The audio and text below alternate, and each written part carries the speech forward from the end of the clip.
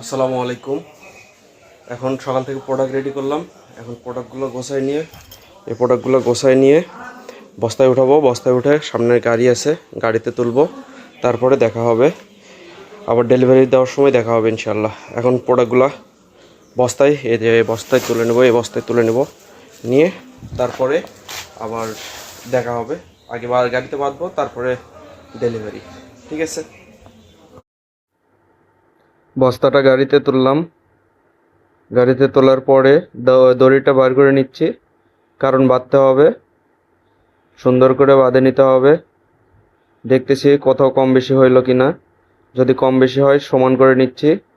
এরপরে ধীরে ধীরে দড়িটা সুন্দর করে এই পার ওই পার দিয়ে তারপরে শক্ত করে বেঁধে নিব, কারণ বেঁধে না নিলে আমার এই রাস্তা নিয়ে যাইতে সমস্যা হবে। যদি মাঝ রাস্তায় খুলে পড়ে যায় তাহলে আরেক ঝামেলা হবে। এই জন্য দড়িটা শক্ত করে বেঁধে নিচ্ছি, নিচে মোটরসাইকেলের ডান্ডার সাথে বেঁধে সুন্দর করে টান দিয়ে রশি টানে বাঁধে নিচ্ছি, একেবারে শক্ত করে, যেন পরবর্তীতে আমাকে রাস্তায় যায় কোনো ঝামেলা পোহাইতে না হয়। এই জন্য শক্ত করে বেঁধে নিচ্ছি। পরে উপরে নিচে কার্টুন বেঁধে, কার্টুন আবার আলাদা করে বাঁধছি, কারণ কার্টুন আর বস্তা যদি একসাথে বাঁধতাম তাহলে নিয়ে যাইতে পারতাম না। এই জন্য শক্ত করে আলাদা একটা দড়ি দিয়ে কার্টুন বাঁধছি। ওটা 100 টাকার 5টা, ওটা 1 ডজনই চাইছিলেন।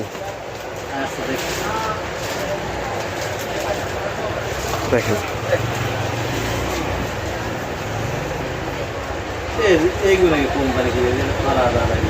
জি ভাইজান, ওটা তো কিছুই না।